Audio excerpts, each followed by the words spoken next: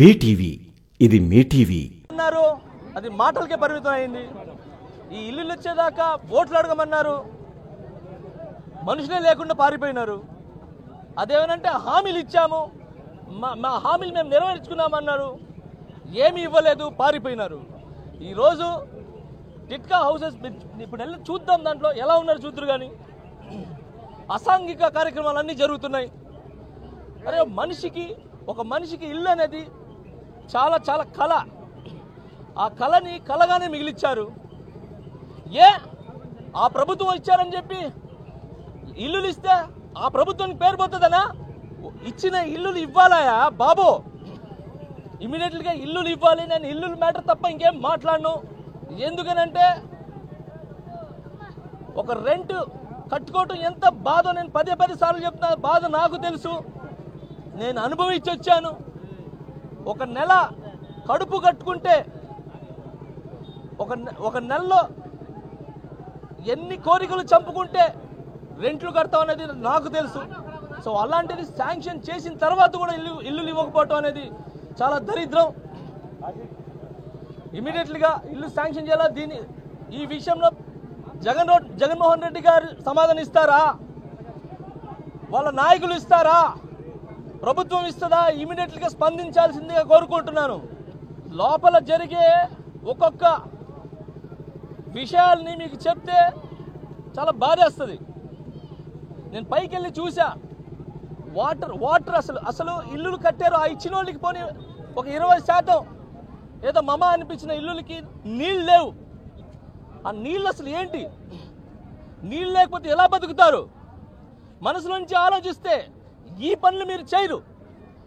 ఏది ఆ పక్కన సరే ఈ ఇల్లులు ఇవ్వలేదు, ఇంకో ఇల్లులు ఇస్తా అన్నావు, 9 అంకణాలు అన్నావు. ఇంత ఏడిచ్చారా? 6 అంకణాలు ఇచ్చారు.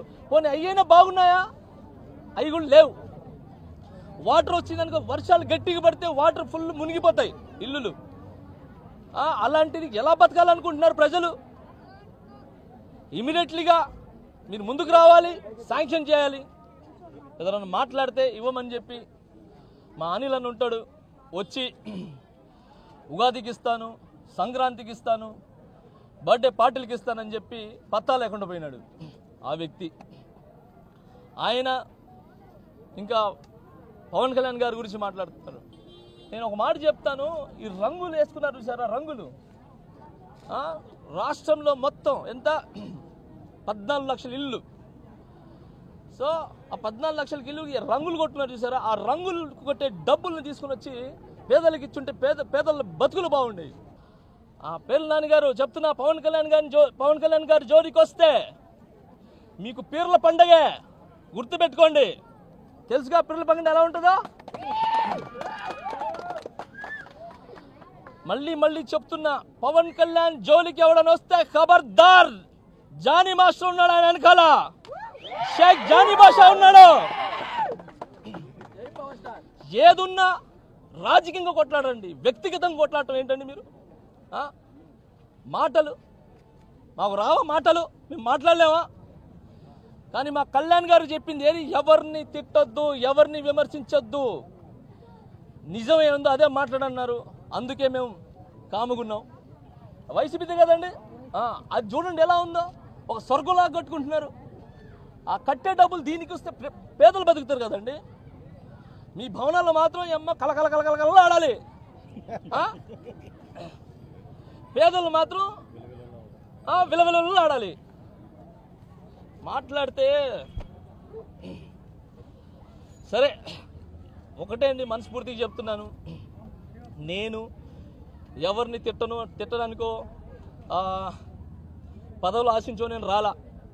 ఓకే, నేను వచ్చింది కేవలం సామాజిక న్యాయం మా కళ్యాణ్ అన్న చేస్తాడు, ఆయన వెనకాల ఉండి ముందుకు నడవడానికి వచ్చాను. చెప్తున్నా కదండి, ఇండియాకి 3 రంగులు ఎలా ఉన్నాయో అలాగే చక్రం ఎలా ఉందో ఇంకో రంగు. వీళ్ళంతా జనసేన సైపు ఉంటారండి. మేమంతా ఒకటే కులం, జనసేన కులం తప్ప ఇంకేం లేదు. సో మేము మా జనసేన తరపు నుంచి, మా కళ్యాణ్ బాబు తరపు నుంచి సామాజిక న్యాయం చేస్తున్నాము. ఇమీడియట్గా ఇల్లు శాంక్షన్ చేయాలి, ఇమీడియట్గా కదులు రావాలండి చెప్తానంటాడు.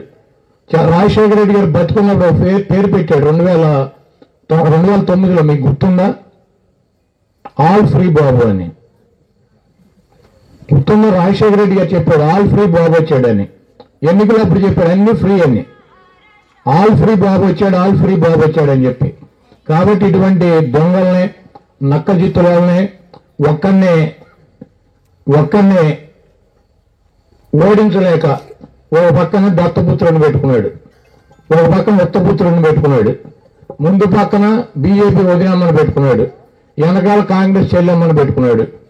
ఇంతమందిని పెట్టుకుని జగన్మోహన్ రెడ్డి గారి మీద యుద్ధం వస్తున్నాడు. ఏమీ భయపడేటువంటి పరిస్థితి లేదు. జగన్మోహన్ రెడ్డి గారు మేము అన్నిటికీ సిద్ధంగా ఉన్నాం.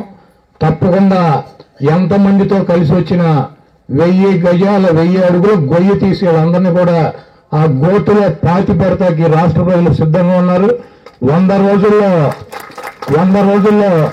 చంద్రబాబు నాయుడుతో పాటు చంద్రబాబు నాయుడు ఉత్తపుత్రుడిని, దత్తపుత్రుడిని, వదినమ్మని, చెల్లెమ్మని అందరినీ కూడా ఆ ఈవీఎం బాక్సుల్లో బంధించి వాళ్ళని మీ అందరూ కూడా బంధించాలని చెప్పి కోరుకుంటూ, ఇంత లేట్ అయినా కూడా అందరూ వెళ్ళిపోకుండా ఉన్నందుకు మీ అందరికీ మరొకసారి ధన్యవాదాలు తెలుపుతూ సెలవు తీసుకుంటాం. మీకు గనక ఈ వీడియో నచ్చినట్లయితే మన ఫ్రెండ్స్ అందరికీ షేర్ చేయండి. మీ బీటీవీని సబ్స్క్రైబ్ చేయండి ప్లీజ్. బీటీవీ, ఇది మీ టీవీ.